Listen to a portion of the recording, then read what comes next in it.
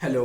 हाँ जी, मजे ले लो म्यूचुअल फंड। हाँ जी सर, बताइए। सर एक्चुअली ना मैंने आज जब मार्केट गिरी हुई थी सुबह में तो मैंने कुछ इंडेक्स फंड्स खरीदे थे, बट अभी मैं अपने अकाउंट में देख रहा हूँ काफी हाई रेट पे क्रेडिट हुए हैं। ऐसा क्यों? सर आपने इंडेक्स फंड्स खरीदे थे ना, तो इंडेक्स फंड म्यूचुअल फंड ही है। तो जब भी आप कोई फंड खरीदते हो तो वो आपको हमेशा क्लोजिंग रेट की जो एनएवी होती है तब पे क्रेडिट होता है। सुबह मार्केट गिरी हुई थी, शाम तक रिकवर कर गई तो आपको हाई रेट पे हुए। सर आपका नाम मजे ले लो म्यूचुअल फंड है, तो आपने तो मेरे सही में मजे ले लिए। क्या इसका कोई सॉल्यूशन है? हाँ सर है ना, अभी वीडियो देखो। सो हेलो दोस्तों, मेरा नाम है Shubham Keswani and welcome to our new video on our channel invest Kar Befikar. In this video we'll talk about ETF, that is exchange traded fund. इसको आप ऐसा समझ सकते हो कि ये भी एक म्यूचुअल फंड की तरह ही है, बट जैसे आप अपने डीमैट अकाउंट में शेयर्स और सिक्योरिटीज की बाइंग और सेलिंग कर सकते हो, इसको भी आप उसी तरह अपने डीमैट अकाउंट के थ्रू बाय और सेल कर सकते हो रियल टाइम बेसिस पे स्टॉक एक्सचेंज पे। तो वीडियो के साथ बने रहिएगा, आपको कई सारी बातें पता चलेंगी कैसे एक ईटीएफ म्यूचुअल फंड से डिफरेंट है, किस तरह की कॉस्ट इन्वॉल्व होती है ईटीएफ के साथ, प्लस क्या चीजें हमको देखनी चाहिए बिफोर बाइंग ईटीएफ। ये सारी बातें वीडियो में पता चलेंगी। तो चलिए शुरू करते हैं।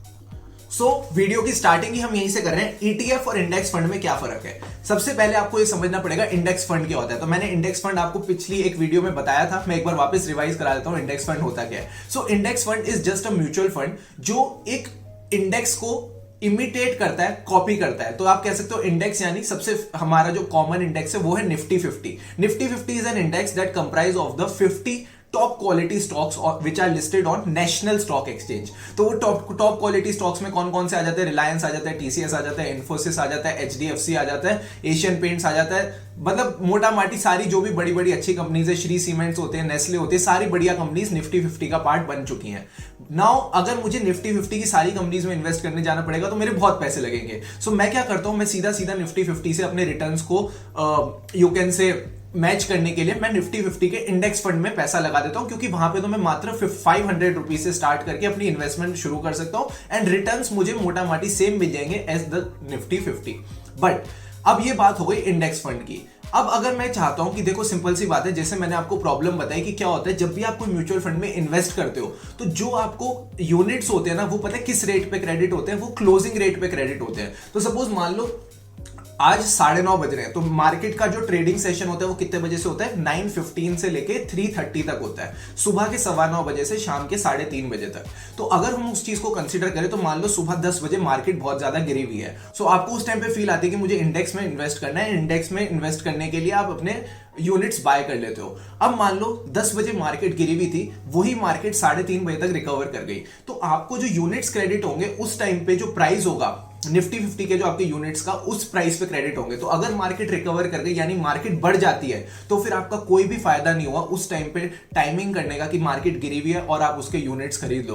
तो उस केस में ईटीएफ काम आते हैं। ETF I can say they are just like index funds but at the same time they are traded on the stock exchange. तो जैसे कभी कोई स्टॉक गिरा हुआ होता है तो आपको मन करता है कि यार हाँ भी ये स्टॉक गिरा हुआ है, मैं खरीद लेता हूं। ऐसे ही अगर आपको लगता है कि आप किसी इंडेक्स में इन्वेस्ट करना चाहते हो, या मान लो बैंकिंग इंडेक्स है। अब बैंकिंग इंडेक्स में क्या होगा, जितनी भी बैंकिंग कंपनीज है सारी उसका पार्ट होती है। आपको लगता है बैंकिंग इंडेक्स बहुत गिरा हुआ है and you have a future outlook कि बैंकिंग इंडस्ट्री आगे जाके बहुत अच्छा बूस्ट अप करने वाली है, जो कि अभी एक्सपेक्टेड है। तो आप क्या करते हो, सीधा जाके बैंकिंग ईटीएफ्स खरीद लेते हो और बैंकिंग ईटीएफ्स खरीद के अपना जो रिटर्न है बैंकिंग ईटीएफ्स के साथ रिलेट कर लेते हो। So this is how ETFs work.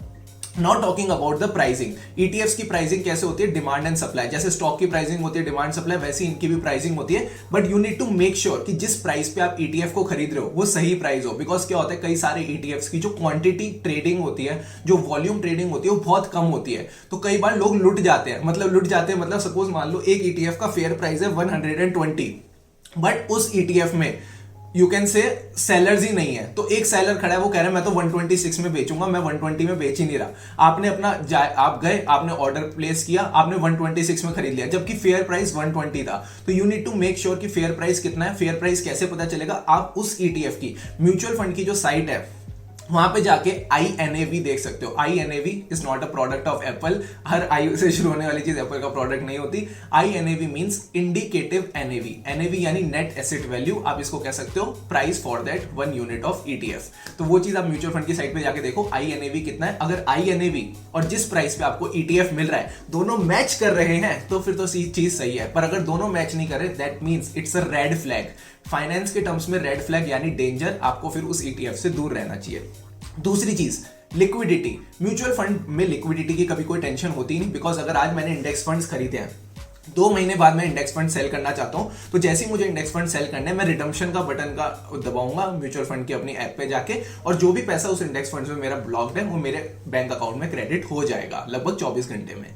If I talk about ETFs as they trade on the stock market, तो if you want to sell an ETF there should be a buyer of ETF। तो अगर buyer होगा, आप seller हो, तभी वो transaction हो पाएगी, and then you will be able to get your money back।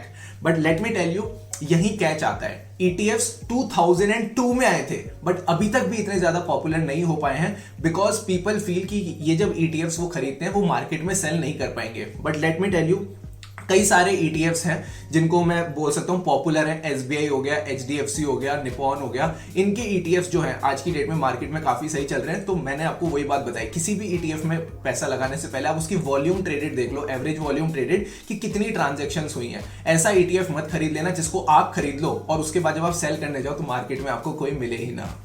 तीसरी चीज SIP, जिसको हम बोलते हैं systematic investment plan. Systematic investment plan यानी हर महीने एक पर्टिकुलर डेट पे मेरा कुछ पैसा जो बैंक अकाउंट से है वो म्यूचुअल फंड में इन्वेस्ट हो जाता है। ऐसा मैं क्यों करता हूं? ताकि मेरी जो cost of procuring that fund है वो एवरेज आउट हो जाए for a period, and ultimately हम सब जानते हैं हम मार्केट को टाइम नहीं कर सकते, हमें नहीं पता कब मार्केट गिरेगी कब बढ़ेगी, बट ओवर द टाइम जब आप एवरेज आउट करते हो अपनी सेविंग्स को, you are in a good position to generate maximum returns. तो अब बात करते हैं ETF की।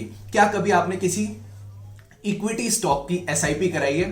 The answer is no. ऐसा कोई भी जनरली नहीं करता, एंड मोस्ट ब्रोकरेजेस ये फैसिलिटी ऑफर भी नहीं करती। But yes, Zerodha is offering such facility, and it is not sponsored by Zerodha, but क्योंकि मैं इसके बारे में रिसर्च कर रहा था तो आई गॉट टू नो कि ETFs में भी अब SIP पॉसिबल है थ्रू एप्स लाइक Zerodha। ठीक है, अगली चीज आती है expense ratio. Now this is one of the major difference between an ETF and an index fund. Generally जो इंडेक्स फंड्स है इनका जो एक्सपेंस रेशियो ये ज्यादा होता है एज कंपेयर टू ETF। तो अगर आप एक्चुअली में निफ्टी 50 के रिटर्न्स चाहते हो, so instead of going for a index fund you should go for an ETF, but make sure कि आप उसका ट्रैकिंग एरर देख लो। ट्रैकिंग एरर का क्या मतलब है? जितने रिटर्न्स निफ्टी 50 जनरेट कर रहे हैं 99.99% उतने ही रिटर्न्स आपका ETF भी जनरेट करे, that would be the best thing. तो that is one thing that you should check it out. अगली चीज, low minimum investment. Low minimum investment का क्या मतलब है? लो मिनिमम इन्वेस्टमेंट का मतलब है अगर मुझे कोई म्यूचुअल फंड खरीदना है, एक म्यूचुअल फंड में इन्वेस्ट करना है, तो मिनिमम 500 रुपीज लगाने पड़ेंगे। बट यही अगर मैं ETF खरीदने जाता हूं तो मुझे मिनिमम एक यूनिट खरीदना है। जैसे शेयर खरीदते हो तो कम से कम एक शेयर खरीदना पड़ता है, आधा शेयर या 1/4 शेयर आप नहीं खरीद सकते। ऐसी ETF का भी आपको एक यूनिट खरीदना पड़ता है, वो एक यूनिट 500 रुपए से कम का हो सकता है। तो डेफिनेटली लो इन्वेस्टमेंट से आप अपनी जर्नी शुरू कर सकते हो।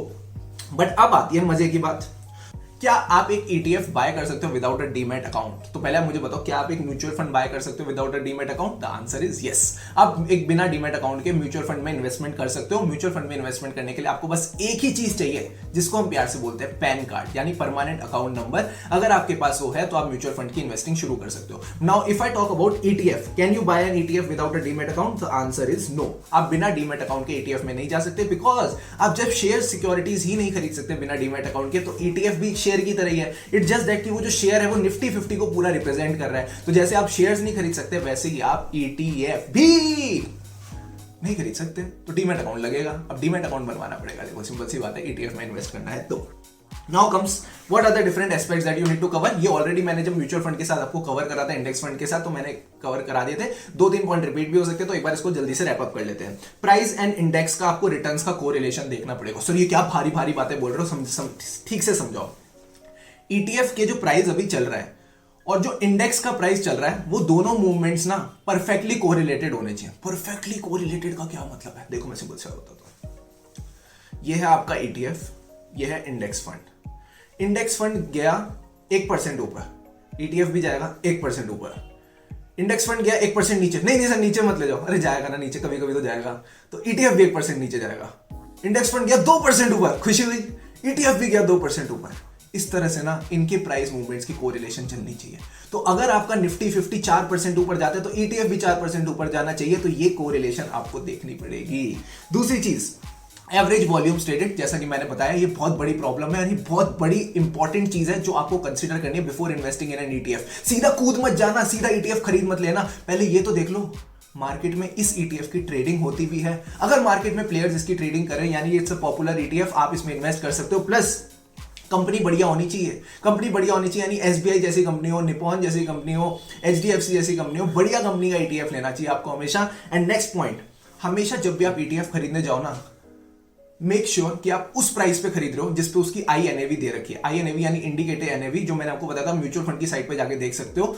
और हमेशा लिमिट ऑर्डर प्लेस करना। देखो दो तरह के ऑर्डर होते हैं, आराम से बताया तो, मार्केट ऑर्डर और लिमिट ऑर्डर। तो जब भी आप अपना कोई भी शेयर खरीदते हो, कोई सिक्योरिटी खरीदते हो, जैसे कोई ईटीएफ खरीदते हो, आपके पास ऑप्शन होता है कि आप किस प्राइस पे खरीदना चाहते हो। तो आपको दिख रहा है कि भाई लास्ट जो इसकी ट्रेडिंग हुई थी लेट्स से 135 पे हुई थी, तो आप डाल दो कि भाई हाँ मुझे 135 पे खरीदना है। बिकॉज हो सकता है जो सेलर हो वो शाना हो, उसने कहा भाई 135 पे ट्रेडिंग हुई थी, मैं 140 पे सेल करता हूं। 140 उसका प्राइस भी नहीं है, बट अगर आपने मार्केट ऑर्डर पे क्लिक कर दिया ना, 140 में बाय करके बुद्धू बन जाओगे। तो आपने ये चीज इंश्योर करनी कि आप हमेशा लिमिट ऑर्डर करो, जो उसका INAV चल रहा है वो ही उसके प्राइस पे आपको लिमिट ऑर्डर प्लेस करके कर लेना चाहिए। लिमिट ऑर्डर मतलब आप अपना प्राइस खुद डिसाइड करो कि मैं इस प्राइस पे खरीदना चाहता हूं, this is the fair price at which I want to buy. Market order मतलब जितने पे मिल रहा है मेरे को दे दो, ऐसे थोड़ी होता है। आप स्मार्ट इन्वेस्टर हो, आप शाणे इन्वेस्टर हो, तो जैसे वो शाणा है आप 1.5 शाणे बनो। तो आप हमेशा लिमिट ऑर्डर से ही कोई भी ETF परचेज करो। अगली चीज, मैंने आपको ये चीज बताई दी है, वैसे एक बार फिर से रिवाइज कराता हूं। कोई भी ETF खरीदने से पहले INAV देख लेना, सीधा कूद मत पड़ना। INAV, आई यानी इंडिकेटिव NAV जरूर देख लेना बिफोर परचेजिंग एनी ETF, ठीक है। Now comes the next point. What are the different types of ETF? Just for educational purpose, equity ETF, debt ETF, commodity ETF and international ETF। जैसे जैसे इनके नाम वैसे वैसे इनके काम। इक्विटी ETF यानी इक्विटी फंड्स को कॉपी करता है। इक्विटी फंड्स यानी आपका निफ्टी 50 फंड हो गया, सेंसेक्स का फंड हो गया, निफ्टी बैंकिंग फंड हो गया, निफ्टी IT फंड हो गया, जितने भी तरह तरह के इंडेक्स मार्केट में अवेलेबल है, निफ्टी का बैंकिंग फंड हो गया, उनको ये सारे ETFs कॉपी करते हैं। दूसरी बात अगर हम करेंगे तो दूसरी बात है कमोडिटी ETF। कमोडिटी यानी सामान, सामान यानी वैल्यू, कौन सी चीजों की ज्यादा वैल्यू होती है, गोल्ड की वैल्यू होती है, तो गोल्ड का ETF काफी टाइम से चल रहा था, बट अब सिल्वर का ETF भी मार्केट में आ गया है। तो गोल्ड का ETF भी चलता है, सिल्वर का ETF भी चलता है। अगली चीज डेट ETF। डेट ETF यानी आप कह लो बॉन्ड्स का ETF। तो जो बॉन्ड्स के रिटर्न होते हैं उनको ये ETF रेप्लिकेट करने की कोशिश करते हैं, तो उसको आप डेट ETF बोल सकते हो। And last but not the least, international ETF। International ETF का क्या मतलब है? जो इंटरनेशनल सिक्योरिटीज हैं, इंटरनेशनल की जो आप कह सकते हो इंटरनेशनल मार्केट्स के जो इंडेक्सेस हैं, जैसे आपका नेस्डेक हो गया, नेस्डेक किसका इंडेक्स है? यूएस का। ऐसी हैंगसेंग हो गया, हैंगसेंग किसका इंडेक्स है? हांगकांग का, जिसको हम हिंदी में बोलते हैं हांगकांग। तो हांगकांग का जो इंडेक्स है हैंगसेंग, उसको जो कॉपी करता है ETF, उसको हम इंटरनेशनल ETF की कैटेगरी में ले जाते हैं। बट आप अभी पहले इंडिया से तो स्टार्ट करो, बाद में इंटरनेशनल जाना आराम से बेफिक्र होके। So guys, this is all for today. एक बार फटाफट रिवाइज कर लेते हैं। What is an ETF? It is just like a mutual fund, जो कि स्टॉक मार्केट पे ट्रेड होता है, just like your other equities and stocks. The best part about ETF is कि ये म्यूचुअल फंड से कंपेरेटिवली इसमें कम खर्चा लगता है। क्या किस तरह का खर्चा लगेगा आप बताओ मुझे। कोई भी आप स्टॉक बाय करते हो, कौन सा खर्चा लगता है? STT। STT मतलब सिक्योरिटी ट्रांजैक्शन टैक्स। दूसरा खर्चा क्या लगता है? जो ब्रोकरेज की ब्रोकरेज होती है। सर ब्रोकरेज की ब्रोकरेज मतलब वो जो ब्रोकरेज हाउस होता है, जैसे जीरोधा हो गया, उसकी क्या ब्रोकरेज लग रही है बाइंग और सेलिंग पे, वो आपको देखनी है। जनरली जीरोधा इस चीज में ब्रोकरेज नहीं चार्ज करता, ये मैं रिसर्च कर रहा था तब मुझे पता चला, ठीक है। तीसरी चीज जो आपने इसमें कंसीडर करनी है वो है स्टैम्प ड्यूटी। हाँ, स्टैम्प ड्यूटी आपने कंसीडर करनी है। तो ये छोटे मोटे खर्चे होते हैं which are very less as compare to the expense ratio which is involve with the mutual funds. तो ये दूसरी चीज आपने ध्यान में रखनी थी। एंड तीसरी, जब भी किसी ETF में इन्वेस्ट करने जाओ, उसकी एवरेज वॉल्यूम ट्रेडेड देखो, उसका INAV देखो, एंड हमेशा लिमिट ऑर्डर्स प्लेस करके ही ETF में इन्वेस्ट करो। To start with, you can start with a good Nifty 50 ETF, SBI, Nippon, इन सबके निफ्टी 20 करके ETFs वगैरह अच्छे चलते हैं, they have a good volume. So अगर आप एक्चुअली इन्वेस्टमेंट करना चाहते हो, you should check them out. I am not giving you an investment advice, I am just giving you an indication, एक डायरेक्शन। जाके तो देखो, मजा आ जाएगा। तो दोस्तों यूं ही चैनल के साथ बने रहिए, क्योंकि हमारा एक ही गोल है, इन्वेस्ट कर बेफिक्र। This is your friend Shivam Keswani signing off. जय हिंद।